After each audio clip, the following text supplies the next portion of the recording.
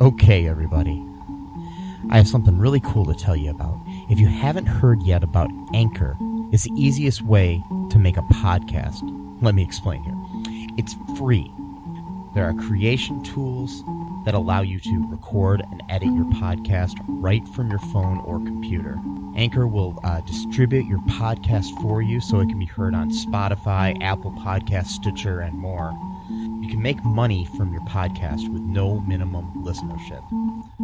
It's everything you need to make a podcast in one single place. Now, the way that you can do this is you got to download the free Anchor app or go to anchor.fm, and then you can get started. It's really fun. We just switched over recently here at All Too Real 2, and I'm enjoying it so far. So be sure to check it out and let us know what you think.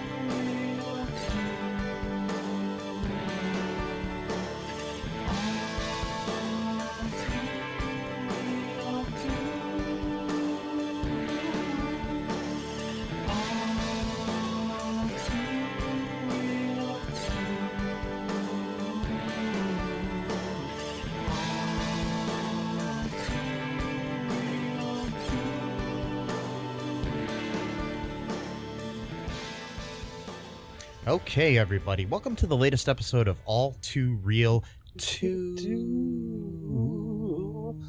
My name is Michael E. Cullen II, and with me, as always, today via Facebook phone is... Fidel Mastro. Fidel Mastro. You changed your name? Yeah. Again? Pretty much every week, yeah. Okay. Can I just call you Matt? Yeah, it's fine. Okay, just checking. 'Cause I was just wondering if you became some kind of communist leader of Cuba or something. No, not yet. Not yet? No, working on it. Okay, cool. Can I have like a position in your cabinet if you become the ruler? Yeah, I'll figure out something. Like, nepotism is a good idea, so it always worked out. So it's working out well in our government right now. So. Yeah, it is. Yeah. Yeah. Mm-hmm. Yep. I can be like Jared Kushner. Anyways, so today we're venturing down the direct-to-video sequel route again. Make sure to make sure we don't get shot, though, we put on our bulletproof vests and strapped in and watched the Netflix movie Bulletproof 2, sequel to a movie that came out around 25 years ago. The original of which starred Adam Sandler and Damon Wayans. The Sandman? Yeah, the Sandman and one of the Wayans brothers. And he doesn't get a nickname. Just one of the Wayans brothers. Yes. Both former Saturday Night Live actors. Damon Wayans was famously fired for playing a character gay. That's right. Yeah, I forgot about that. Anyways, in this movie, it stars Kirk Fox and Faison Love instead of, Damon Wayans and Adam Sandler. Because, and this is also, in my opinion, the most anticipated sequel in the history of sequels. Yeah. All the hype that they had for, when Force Awakens came out and stuff like that. I think this is quite equally as much hype I mean, like, forget Phantom Menace and shit like that. Like, oh man, we're gonna get a prequels to Star Wars. We're gonna hang outside the theater for like a day and a half, and we got all of our Star Wars gear and our merchandise and our clothing, and we're dressed up like characters in the movie.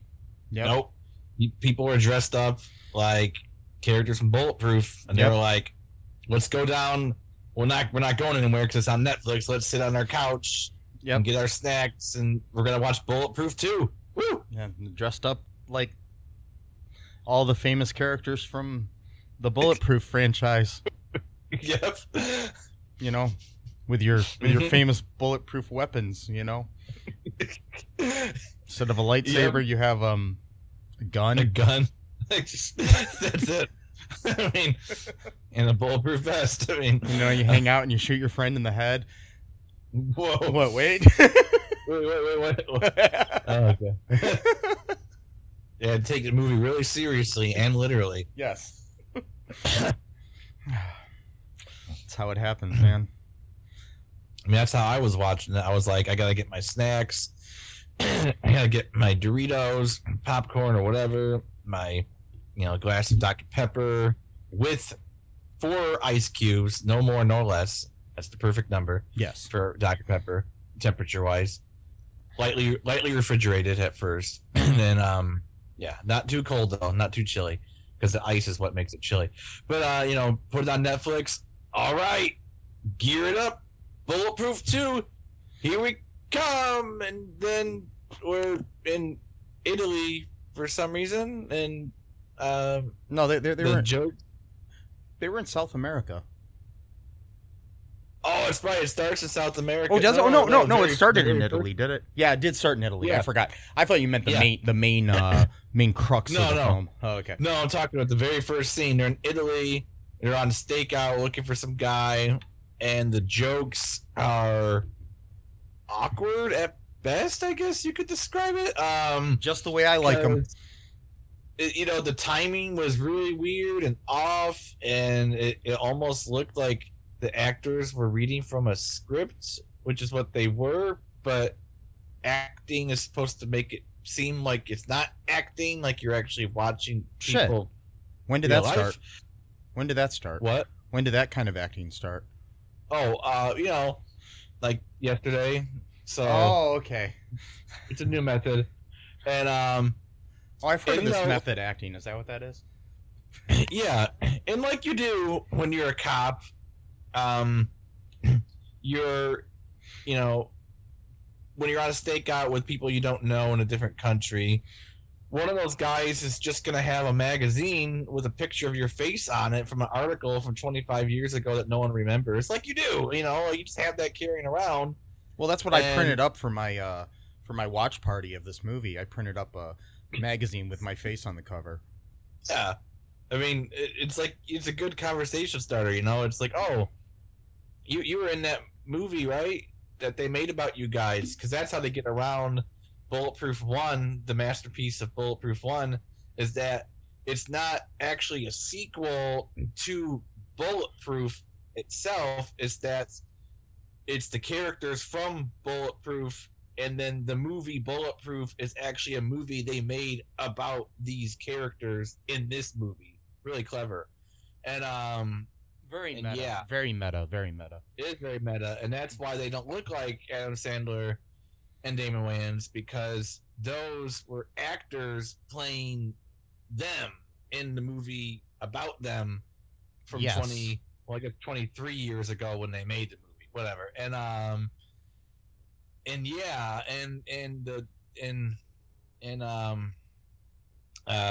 What's his name? Phase in Love's character, I forgot his name, it's Jack or something like. They changed his name too, which is interesting. Oh no, they didn't. It's Jack Carter. Okay. In the original, he had an undercover name at one point, and then Oh, okay. Yeah. All right. Yeah, I didn't do enough research and watch the original, to do this podcast. I actually watched half of the original after I watched this one. I found it on Peacock. And okay. Yeah, and I watched half of it, but then Peacock has commercials if you don't pay for like the super duper, feathered edition. And no, that's not what it's called, but it should be. Anyways, the yeah, that version I had commercials, and I was just getting tired of the commercials interrupting me, so I stopped. Yeah, I mean, come on, you don't want to sit through 2.5 hours of Bulletproof? Come on, man. I mean, no, I have a life. Come on, Bulletproof is your life. So anyway, that's how the beginning starts. They get into this back and forth, and Faces of Love is trying so hard to carry this scene by himself, and it really shows because the other two guys are just, I don't know if they just got picked off from like extras, thing or whatever, because they didn't really seem like they knew how to act. And I think they were in the crowd of a taping at Universal Studios of the TV show Extra, and that's where they found them. They were hanging out watching Mario Lopez, and yeah, that's my guess. So that's what it felt like. Like she's trying to carry this whole scene with them, and they go meet the dude that they're gonna try to catch, and some weird back and forth goes on with sarcasm. It does not land well at all, and then it goes on for way too long. Like, okay, we get it. This guy's cocky. We don't need a 5-minute scene of him being cocky. 30 seconds will suffice. Anyway, so he drops his gun, and he's gonna like draw his gun like they're gonna have a shootout, but he drops the gun and it shoots the guy in the foot. We don't see that though, because it's like freeze frames, and then it goes to him talking to his like police chief or whatever the guy's name is, whatever his title is. Yeah, Tony Todd's character. Yeah, and then we learn that he had actually dropped his gun, and then it shot the dude's guard in the foot, and that's how he won the fight. Basically, it was an accident. It wasn't because he was so cool and good at his job or whatever. And we find out the reason why he dropped it is because he has a bullet lodged in his brain that has been progressively making his motor skills less, than it used to be, and that's kind of because he was shot in the head by Archie Moses in the first movie, which the events of which took place, but it was a movie based on those events. So, yeah. So we got that. Yeah, that's the setup. That's like the beginning setup to the rest of this glorious movie. It was such a glorious movie. So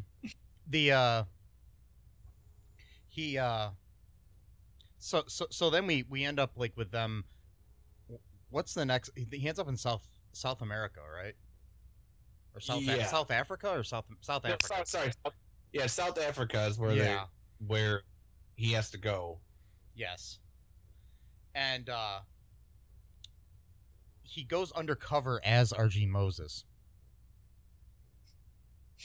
That's the name he decides to use. Yeah. Which I didn't really understand why. It doesn't make any sense. Like, even with the police chief telling him, like, it doesn't make any sense, because the police chief told him, Moses contacts with some of the people that are in this Mexican cartel when he was in a Mexican prison, so they won't recognize him if a black man impersonates him, even though he knows them. Wait, what? I was really confused by this. I don't like, you're a police chief. You're supposed to be able to detect things. Like, how does that not, like, whatever. Before we get any further in this, though, I just wanted to say that Don Michael Paul directed this, a guy with 3 first names. Oh, wow. He also was one of the co-writers of this movie with Rich Wilkes. Don Michael Paul is not new to our podcast. He also was the director of Kindergarten Cop 2. He's also directed Tremors: A Cold Day in Hell, Tremors: Island Fury, Tremors 5: Bloodlines. He directed Jarhead 2: Field of Fire. He directed Jarhead: Law of the Return. Yeah, he's directed a lot of direct-to-video sequels. Directed one of the Sniper movies. He directed TV movie for Taken. Okay. He directed Death Race 4. He directed one of the direct-to-video sequels of Scorpion King. Okay. Oh, okay. Book of Souls. Yeah, so just wanted to let you know who we're dealing with here, folks. Yeah. Plus, too, the studio that made this movie has made a lot of gems that we've covered. Cop and a Half 2. Or, no, what was it called? Cop and a Half something. Cop and a Half or whatever. What studio are you talking about? Netflix? Or no, Universal. 1440 or whatever it's called. Oh, okay, yeah, gotcha. Not studio, the production company. Production company, yeah. That is a studio, yes. Okay. Yeah, they made this, and they also made Cop and a Half 2. I think they also made Kindergarten Cop 2 as well. So apparently Netflix has a deal with this particular studio or production company or whatever. Yes. Which they've given us all these gems that we've seen, before that we love so much, like those movies. And hopefully they'll give us more. Yeah, I mean, why not? I mean, Bulletproof 2, why not have, another classic movie from the 90s, like Black Knight 2, or because that was such a good movie, or like what's that movie with the kid from Rookie of the Year where he went back into for some reason like a kid in King Arthur's Court or something like that. Yeah, because I mentioned Black Knight, so now I'm on like this weird medieval thing in my mind. Or you know what they should do is Bulletproof 3 and cast two other guys who then say that there was a movie made about them that included the fact that there was a movie made about them. Yeah, exactly. And then it'll just get really meta, and then eventually do Bulletproof 4 and cast two other guys. Yeah. I mean, and then yeah, exactly. And then you can have both of the guys be white, and then they'll be racial erasure at that point where they're like, oh well, we'll just cast white people to be the main character, main act, whatever. Why not? I mean, it seems like a good plan to me. I don't know why anyone else would do it. This franchise could go anywhere, too. I mean, it could be, you could get Bulletproof, the animated series. And, yeah. I mean, give them a third partner who's like a talking dog or something. It'd be great. Right. It just writes itself, man. It does. I mean, why can't we get these jobs? That's what I'm starting to wonder. We work so hard. Why can't we just get a break and be on the Bulletproof 5, set or something like that, or Jingle All the Way 17? We could do this. We could actually even act in them. We could be, I can be Damon Wayans. You can be Adam Sandler. We'll be good. Wow. Yep. That'd work. Oh, God. I love my life, Matt. Me too. I just love how the Sandman can even extend from beyond movies that he's not even in and then make a bad Netflix movie by astral projection or something like that. He's not even in the fucking movie, but he was in the original, so therefore he was too good for this movie. Right. We should be careful. Adam Sandler is a huge star. I don't want to I will tell you this. I think his performance in Punch Drunk Love is one of the best performances ever captured on film. So I'll give him that. And I love Adam Sandler, but I'm just saying, some of the movies that he's been making, I don't know.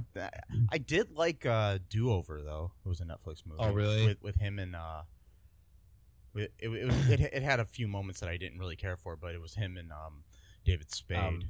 David Spade. Yeah, I only watched half of it. I don't like the dirty, nasty No, stuff. I don't either. That's what I'm saying. There was some of that. It went a little bit too far, but I did like the basic premise of the film and most of it. There were just maybe about a quarter to the movie could have been better.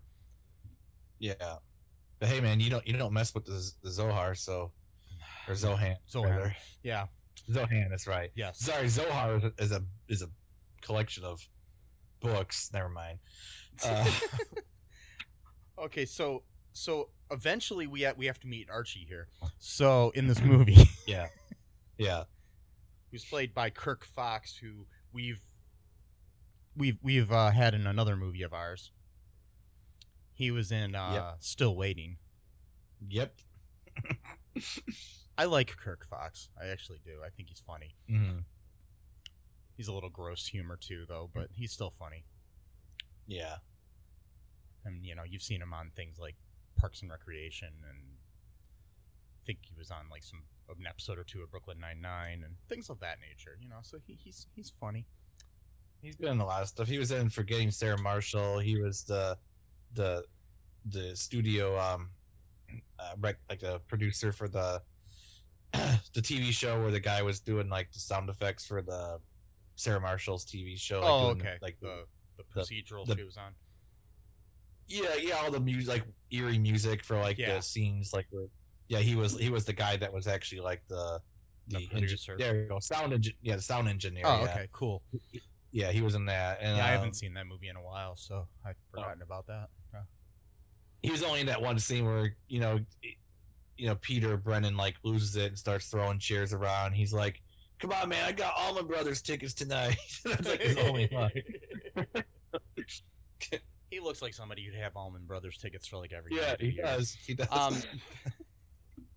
He's an Allman head. Yeah. He's he's an Almond Joy. Anyways, Almond Joy. Get it? I'm so funny. Yep. Shoot me. Anyways, in the head. Yep. So, what happens now? We're in South America. I mean South Africa. I keep wanting to say South America. I don't know why, but South Africa. What happens once we get to South Africa, Matt? A bunch of stupid shit. So, probably the reason why you keep saying South America is because you're thinking of the Mexican cartel that's from South America. Yeah, is in South Africa for some reason, and which is okay. Mexican drug cartel is operating in Africa. Okay, but so does that mean that the South African drug cartel is operating in Mexico? They do like a weird switcheroo parent trap type of thing or whatever. Are you trying to tell me you're against immigrants? I'm confused now. What are you trying to tell me, Matt? Are you against immigration? Cancel culture, cancel culture. I don't get free speech, man. Free speech. No. J.K. Rowling's a victim because she's got $1 billion. Anyway, sorry. It's okay. I'll never get over it. No. Deep breaths, Matt. Deep breaths. Yeah, deep breaths. Yeah,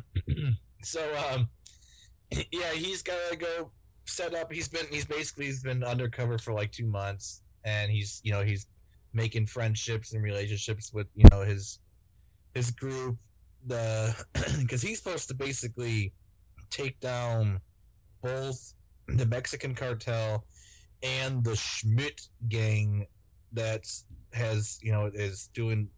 like coming up with some drug or like a new form of ecstasy, I guess, that's supposed to be, I guess, more powerful than regular ecstasy, which I never tried ecstasy. I don't do drugs, but like, do you really need it stronger than what it already is? Whatever. And I don't know what's beyond ecstasy.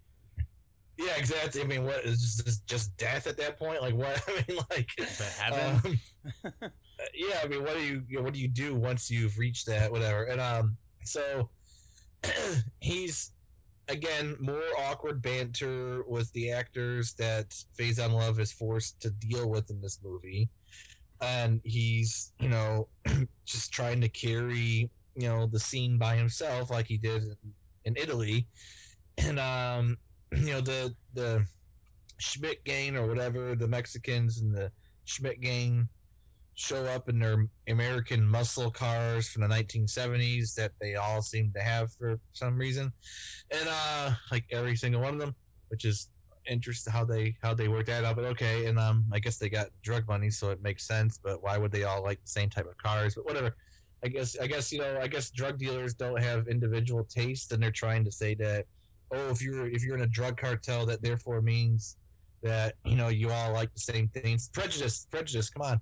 And every drug runner is a unique individual, and you gotta understand that diversity of their character and their likes and dislikes. I don't even know what I'm doing right now, but yeah, it's okay. It's okay. I was doing a bit. I just ran away with it. But anyway, so the more awkward banter with this guy named Spider, spelled with a Y. Because of course that's how he would spell it. He's a jumpy fella. He likes to jump around a lot and bounce on his feet and tell jokes that don't make any sense and laugh at his own jokes. And their big scheme is gift cards, I guess. Yeah, they're like adding money to gift cards from people's bank accounts or something, and yeah, I guess that's what. Yeah, I didn't really understand that. I didn't either. They joke around some more, and then Spider jokes around too much, and then he pulls out a machine gun and kills all of the Mexicans for some reason. There's really no explanation as to why he did that, because the Mexicans were playing ball. They weren't. I don't get it, but whatever. And so gunfight ensues. Phase out Jack Carter, he starts losing his balance and stuff, and one of the guys is about to shoot him in the head, and then for some reason they do it in slow motion, and it just lasts like a really long time, and then Spider kills that guy. Unfortunately, the young guy that Jack took a liking to was just like some 18-year-old kid or something like that. He got killed in a gunfight. So he looks down at his body and he's like, oh man, tough life or whatever. He didn't say that, but whatever. That was like what his eyes were saying. And so then he just leaves the dead kid's, body or whatever. All right, best, sorry, tough luck or whatever. And then they gotta meet the Archie guy or whatever. I don't remember what happened. Yeah, he talks to him. I'm trying to find the name of the actor who played Spider. It's not even listed on IMDb. Oh God! Wow, he was in the whole movie. I know. I'm looking at the full cast and crew, and it's not listed at all. Wow. They don't have like half the cast listed, which is weird. But anyways, To be honest, I couldn't find much to read online. Even like no one's been watching this movie. It's on Netflix. Like Netflix has millions upon millions of subscribers. I was able to find like maybe 3 reviews on Google. I found like 4 or 5 video reviews on YouTube of it, and that was it. Wow. And no offense to the guys maybe offense to some of the guys that did the reviews. The audio quality was really bad on some of the videos, so I couldn't even watch the reviews. Yeah. So yeah, that was understandable. Kind of bad, but yeah, because like the one you could not even hear the guy. Like his theme music was really, really low at the beginning of his video, and then when he started talking, it was just a little bit louder, but it was like this, and I couldn't say that. Wow. And I'm like, okay. And I have my volume on my TV up all the way, and I still couldn't hear it. So, yeah. Wow. Anyways, so okay. Eventually, we do run into he has to go and warn Archie that he's in trouble because he had posed as Archie or something, right? And so Archie's working as basically a guy that mops up cum in a strip club. Right. Yeah. Which, that in of itself raised some alarm bells. Why are people coming in strip clubs? I mean, you're not supposed to be whipping it out, you know. Not Here, supposed I to, don't and know. actually doing are two different things, though. So, Yeah, so I was wondering about that. I'm like, okay, it's odd, but all right. And, maybe they do things different in South Africa. I don't know. I don't know. But anyways, we meet him there, and then we meet the owner of the place, Pink, Mm-hmm. Pinky, who is played by Cassie Clare. I actually have an actress name for that. Oh wow. Yeah, it's actually on there. Yes, and anyways, there's like this there's a big shootout scene there, one of many in this movie.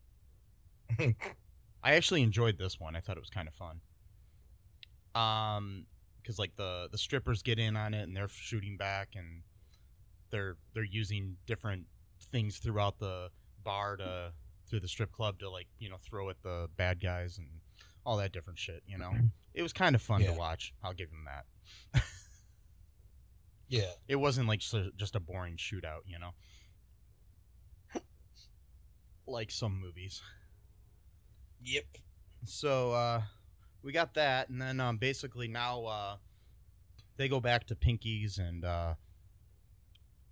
she's got a thing for Jack, Faison Love's character. It seems like she's got a little crush on the big bear guy or whatever. Yeah. Yeah, I think so. Plus, too, I always love the fact that they have this weird ongoing joke where she asks him if he's a home owner, and he says, I rent, but she's asking him if he's a homosexual. So I don't know, like, is that a joke that people understand? Like I don't know. Like, I've never heard this before in anything else in my life. My understanding is, like, when you have like a joke in a movie, like, the audience is supposed to understand what that joke means, not just the characters themselves in the movie. You're missing the new modern way of telling jokes. It's where nobody understands them except for the one person telling them. You know, that's like really funny. You know what I mean? Like, you know, like, popcorn is awesome. You know what that means, right? No, I don't actually know. I'm not going to tell you, but man, it's hilarious.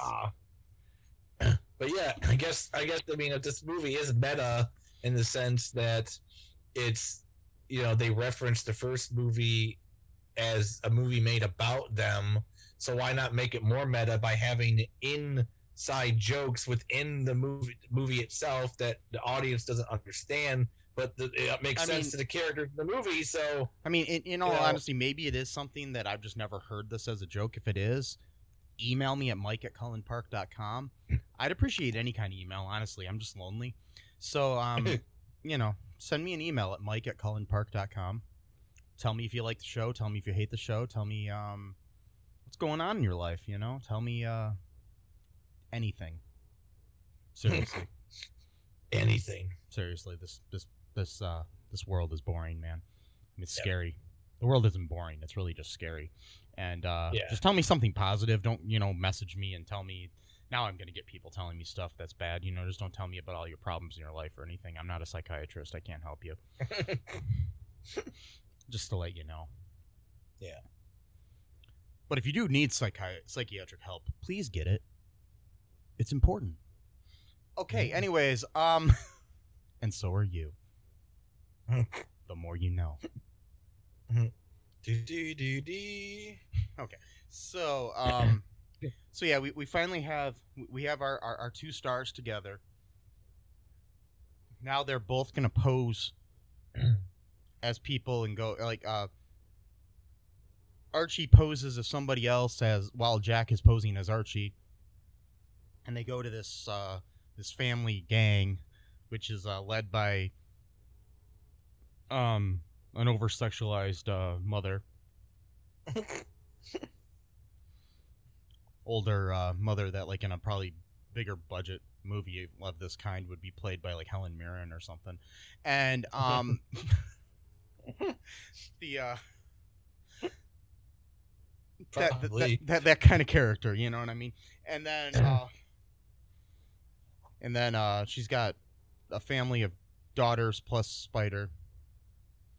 You know, these hot daughters that are all different colors because she's, you know, well, there's like a black one and then two white ones or something, you know, some because she's had sex with different men or something and killed them or something, and I don't know, I'm not really sure. But anyways, they're trying to figure this out. Yeah, she implied that she killed him. They're trying to figure all this stuff out, and the one girl is basically trying to sleep with Jack, with Faison Love's character. Yeah. And while she's trying to get with him, he's like totally not into it because he's got a thing in his back of his mind for Pinky. And plus, while this is happening, he sees a tattoo on her back. Mm-hmm. And somehow that he realizes that tattoo on her back is somehow the key to the crime of some sort that they're committing. Yeah, it's like bizarre. Like, I don't know how he figured that out, but somehow. Also, too, he can't have sex because doctor told him that he basically has to live like a almost sedentary lifestyle. Like, or he might die. Like, too, because he's like, for some reason, he's like, all I think about is tacos and pussy. And he's like, oh, absolutely no tacos and no pussy. So I'm not sure why tacos would be bad for the bullet in his brain. I mean, maybe just for his overall health, because he does seem like he's overweight. But I don't understand how that has anything to do with his brain injury. No. Like, tacos. Like, hamburgers are fine, but not tacos. Don't do tacos. No. I don't get it. Maybe it just meant, like, bad food in general, but he just kind of just left it at tacos. Yeah, but, you know, another stupid ongoing joke in a movie that's meant to replace an actual good script. Anyway, so then I don't know. Do you want to take a break now, Matt, and then we'll come back and finish up the rest of the plot of this great movie and our thoughts on it? Yeah, sure. Okay, Hi, folks. This is Michael E. Cullen II from the podcast that you're listening to right now, along with manager Matthew Haas. You got promoted? Yes. Damn it. Okay, anyways, folks, do you like the show Superstore? Well, I don't know. I asked the folks and nobody's answering me. Because they're not here. Oh, but we love damn it. Yeah, we love it, though. Okay, folks, if you like it as much as we do, you're really going to like the Super Story podcast, which is a podcast where Matthew and I go episode by episode and give our little opinions and thoughts on it. Sometimes we have guests, sometimes we don't. Just depends on how we're feeling. Yeah. And, so if you like this podcast and like our little crazy banter, then you should definitely check this out. Or I might get sad. And when I get sad, it gets pretty sad. Yeah, so I can't deal with him when he's sad. Yeah, no one can really. So, yeah. So check out Super Story Podcast right here where you get this podcast, Super Story Podcast. And we are back. How are you, Matthew? I'm doing. You are? Yeah. That is good. Now, folks, we are talking about the very important film Bulletproof 2 and how it made us feel deep inside our souls. And skulls. And dulls. Moles. Inside of our moles. On our skin. Yes. So, I have a caller on the line from South Africa. His name is Archie Moses. And he'd like to talk to us. Are you there, caller? No. Okay. He hung up. No, He hung up. He's gone. He's gone. So, all right.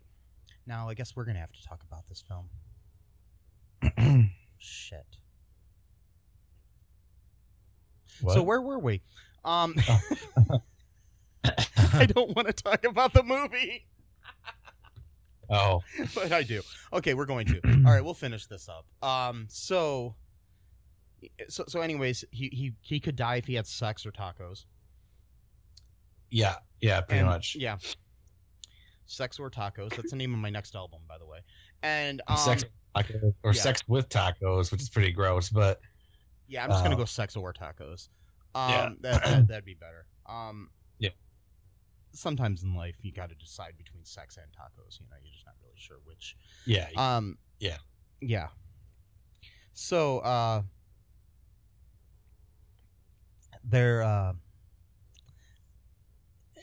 he can't have sex with her, so then they end up finding out somehow the next morning. Oh yeah, that's right. The next morning they wake up. He didn't have sex with her. But he was it he or Archie who were having bad dreams? It was Archie had like the premonition dream. Yeah, that's what it was. Because then the next morning, Archie freaks out and basically admits that they're not who they say they are, and blows the whole undercover thing. Yeah, he has a panic attack because they said something like you're no longer useful, and he automatically assumed that they were going to kill them. Yeah, and so then he freaks out and lets them know that Jack's a cop. And then he's kind of hoping that they'll spare him because he's not a cop. Because that's totally how that works. And yeah. So then they have to try to hurry up and get all the gift cards loaded with money or something. Yeah. Like $250,000 each or something like that. Or... Yeah, they're trying to put millions of dollars on these. And so they're doing that, and then they tie up Archie and Jack. And somehow Jack calls, while they're doing this, he calls Pink E, and she realizes something's wrong and comes to try to save them. Am I remembering this correctly? Yeah, she shows up. Well, it's because she was on the line on the phone or something. She heard what was going on, I guess, or something. Yeah, she overheard all them threatening Archie and Jack, and so she comes to save them. Yeah. And they're tied up in like some kind of barn or something. Yeah, Spider was going to torture them, I guess, for information or whatever. Don't know exactly why, but... And then we have your stereotypical trying to escape scenes. You know, the scenes where you're tied up and then you try to escape. Yeah, you know, like you do in every movie like this. You know, it's always, let's distract the guy, or let's do this, or blah, blah, blah. And then they distract the guy by, for some reason, Jack, his signature move is headbutting people, even after the injury he sustained 23 years ago. You think that maybe at some point he would learn a different fighting technique, but no, he's been doing that, I guess, for the past 23 years. I don't know. And then yeah, you think you'd have that CTE that football players have or something. But, yeah. So he headbutts the one dude who's kind of like their bodyguard or whatever. He's actually a DEA agent himself, I think, who's gone bad basically. So he kind of basically gives false tips to the DEA or whatever on behalf of them, so that they can always go under the radar with all of their nefarious activities. Oh, I forgot. There was a scene the night before where they made where they made Archie shoot somebody. Oh, that's where a cop. They told the cop to leave his apartment so that he wouldn't get killed, and they shot the building or whatever, the window with like a rocket so they launcher. thought he was dead. Yeah, but it's kind of sad that scene made no impact in the film at all. I didn't. I'm a 7 guy. I'm a 6 guy. That joke went on for like 8 minutes too. It was like, okay, we get it. Like, we get it. You're a 6 guy. Okay. Like, you don't need to keep saying it 500 times. 525,600 times.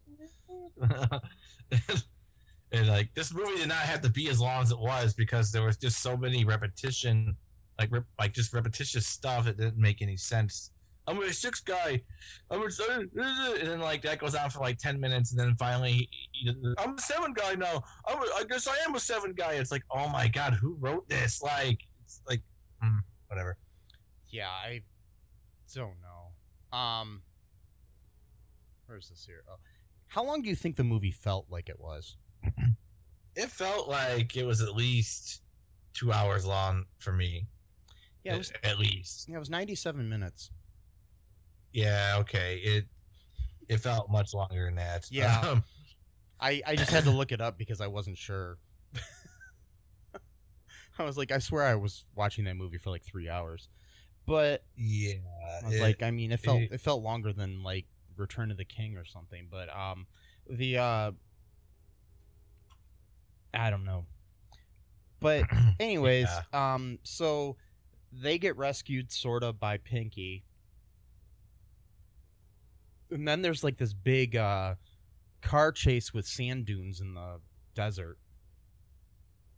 With doom buggies in the sand dunes in the desert.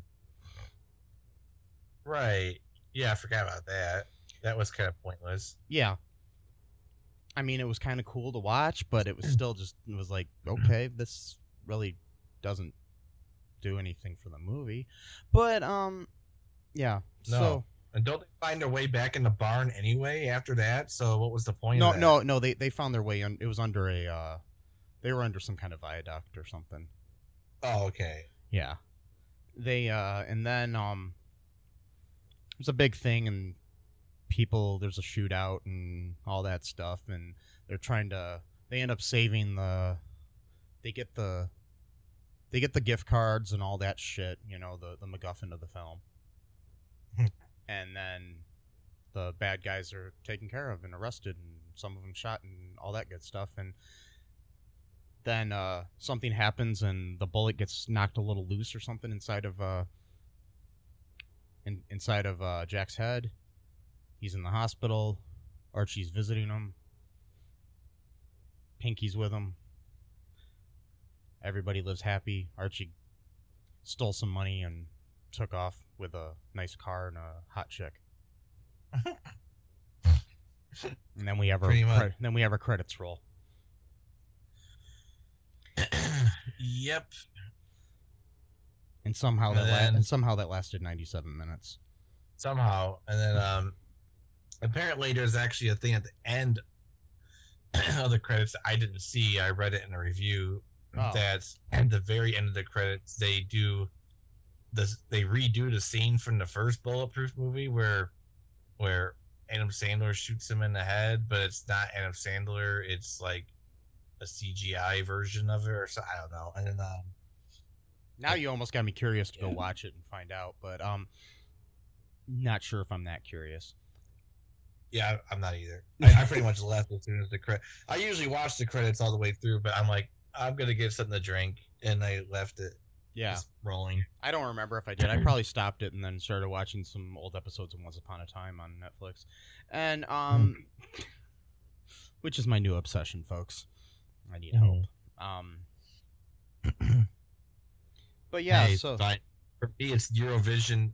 The Eurovision song contest movie. I've probably watched that movie like 30 times in the past month. I'm not even joking. Like, literally, I've seen that movie like a ridiculous amount of times. Wow. It's like become like a ritual type of thing now. So yeah, it's obsessive compulsions is cool. It's fun. It's Well, I fall asleep every day watching Brooklyn Nine-Nine or Superstore. yeah.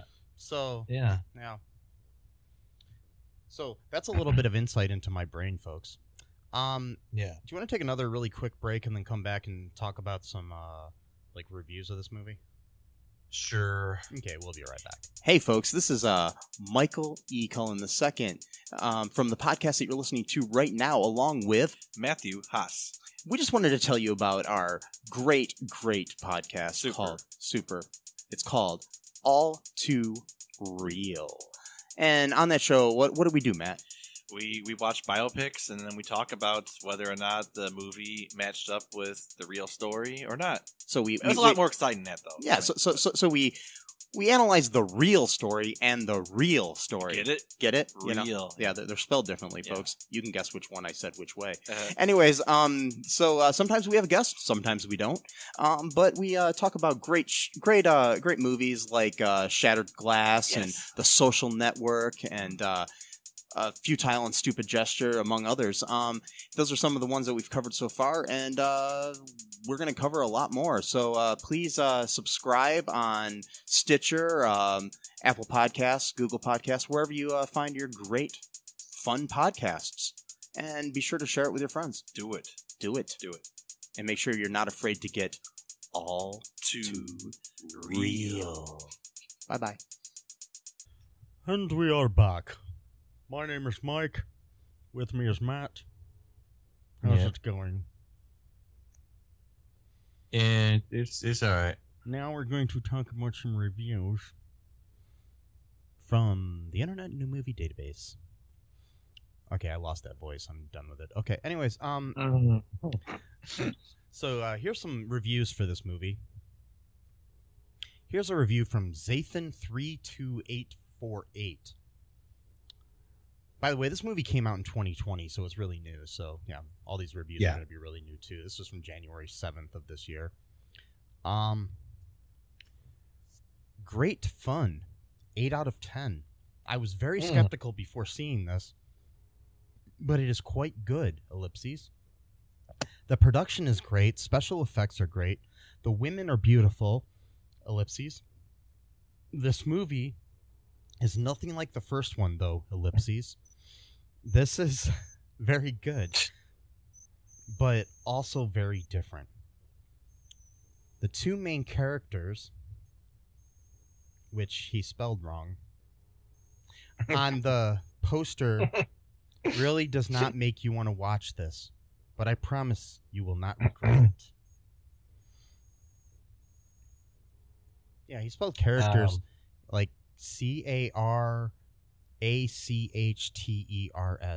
Carachter's. I don't know. Anyways, okay, here's another.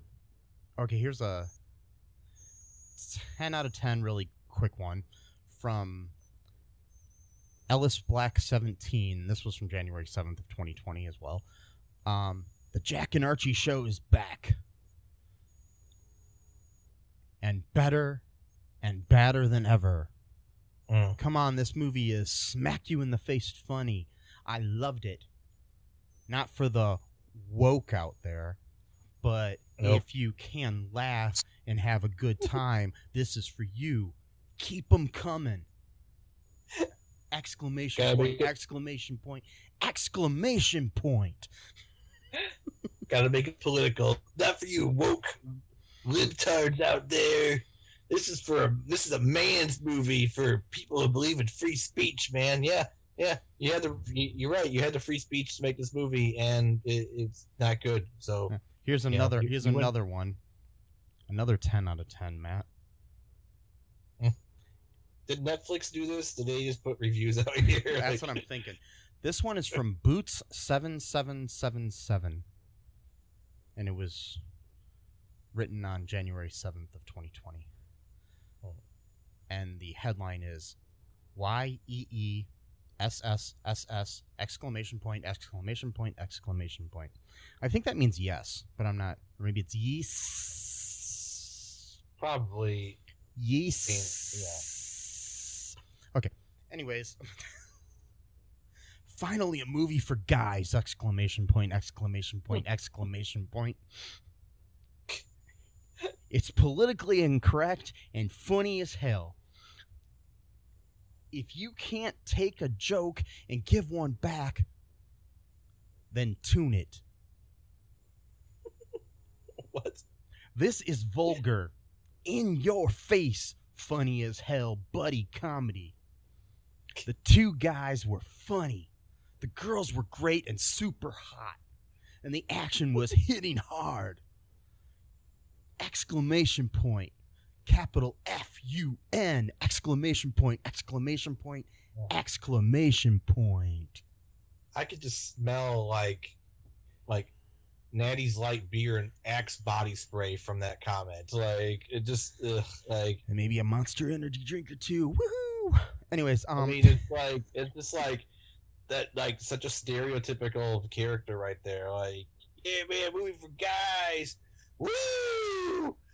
It's like the other guy. It's like, I don't understand. Do you know how the internet works? Like, you don't need Bulletproof 2 to see beautiful women on the internet. Like, you do realize there's other options, right? Like, like, I don't know how Bulletproof 2 became the source for whatever. But I guess I'm not a man's man.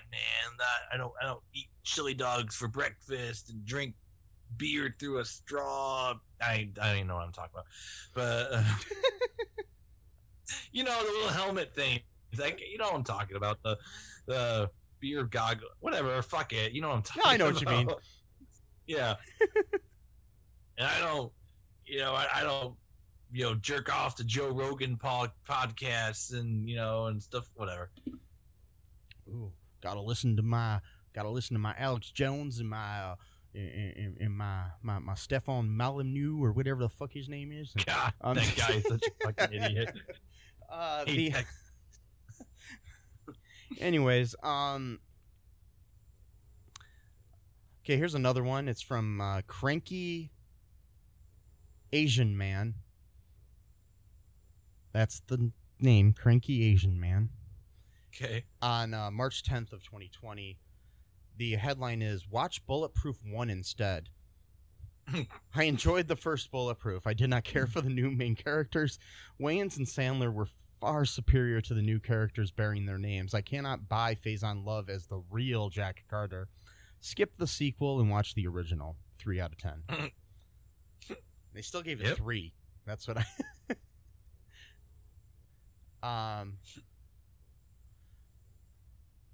here's let me see if I can find another one. Here's a 6 out of 10 that says, oh no, I don't want to read that one. That's way too long. Never mind. Sorry, folks. Okay.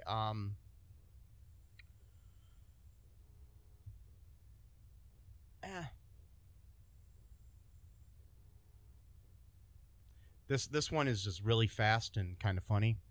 It's from AZ Stay K. The headline is, what's the point? If they're going to recast, don't do a sequel. Reboot. Do we need to teach them how to make movies too? Question mark. That's it. 3 out of 10. They still gave it 3. How would you... They're just being charitable, I guess. I know. I don't know. Anyways, would you recommend this movie to anybody, Matthew? Absolutely not. No one. Not usually even. I'll say. Not even your worst enemy. No, I usually I'll say something like, "Oh well, if you just want to hang out with some friends and joke with the movie." No, not even this, because this, like some movies are so bad that they're funny, and it's fun to make fun of it. This is just one of those movies. It's just bad, and it's like I don't know. No offense, I know people worked on it hard, and they probably. I mean, I will tell you, I think the effects were good. It was actually shot really well. I think the cinematography was really done well. Mm-hmm. Some of the jokes landed okay. It's just a really lame, predictable script. Yeah. And I think, The casting was a little off, but I can't really blame Kirk Fox or Faison Love for that. I like both of them as actors. And I think I'd recommend this movie to anybody who's in Kirk Fox or Faison Love's family. Mm-hmm. So if you're in their families, you may enjoy this movie. Yeah, you should watch it. Yeah, just be nice to your, brothers, cousins, dad, Yeah. whatever they are to you. You know. Yeah. And that's another thing too I was gonna say earlier and I forgot. It's it's no offense or whatever, to the actor or whatever, but like, he's supposed to be like a undercover cop and stuff, and he's a pretty big guy, pretty overweight. And again, it's no offense. I'm just saying, like, don't they usually have like I don't know what the word is. Not so much a weight requirement, but just something like, I don't know. For a cop of his stature, usually they do have to meet like some health requirements. Okay. And things of that nature. I mean, if he was like a dude sitting at a desk somewhere, just as like a desk cop or like a desk sergeant or whatever, in some local precinct in New York City or wherever, that'd be fine. I'm sure it wouldn't matter that he was overweight and couldn't run too well. Yeah. And plus, too, the fact that he's got a fucking bullet in his brain, that's probably even the worst. Yeah, I don't think they send you out. I don't think they send you back out after you got a bullet in your brain. Right. 23 years later. And isn't he working for like the FBI or something now too, or something?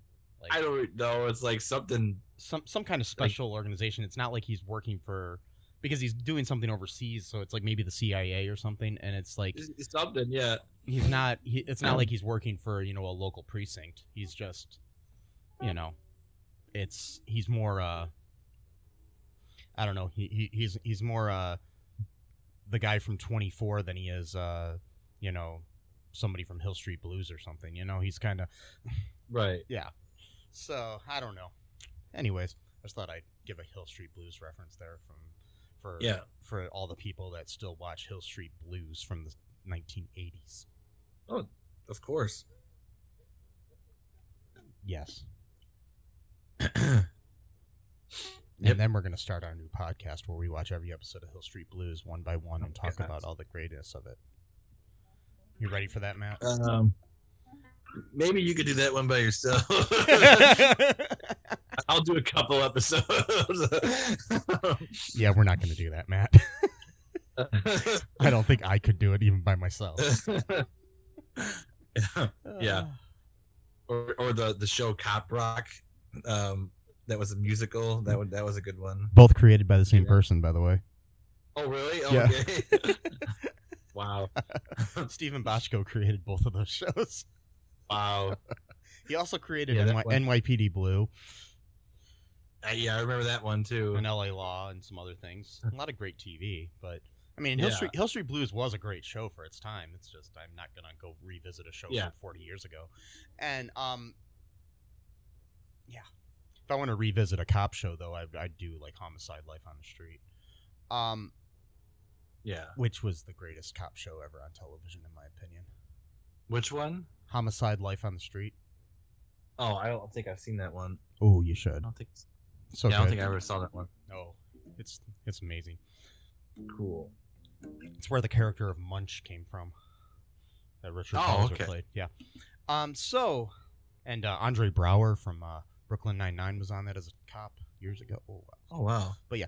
Anywho, we're rambling here. So, anything else before we head off into the sunset and take off our bulletproof vests? Maybe I'll just play a theme song that I wrote for Bulletproof 2 just right now. I'll play us out. Okay. All right. Before we go, folks, make sure you like us on Facebook and all that good stuff, and check out our Patreon. Check out cullenpark.com for more info. All that good stuff, and we're gonna share some links in the show notes to places you can help out people during these troubled times of 2020. Yeah. And Here's Matt with some soothing sounds of Bulletproof. Yeah, it's called Bulletproof 2 / tacos. Okay. Yeah. Oh.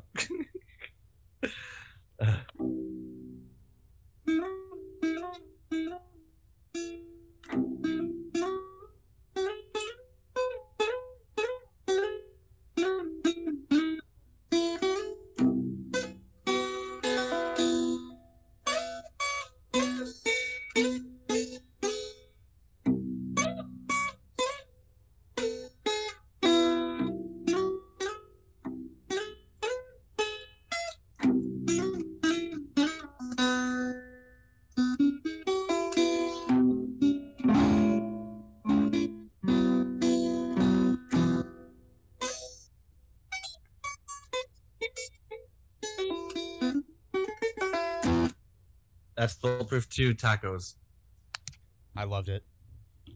It was beautiful. All right, folks. Make sure you don't have any sex or eat any tacos. Bye-bye. Thanks for listening to All Too Real 2 podcast, a Cullen Park production. Produced and edited by Michael E. Cullen II. Music by Matthew Hawes. Subscribe and share the show. Visit us at cullenpark.com.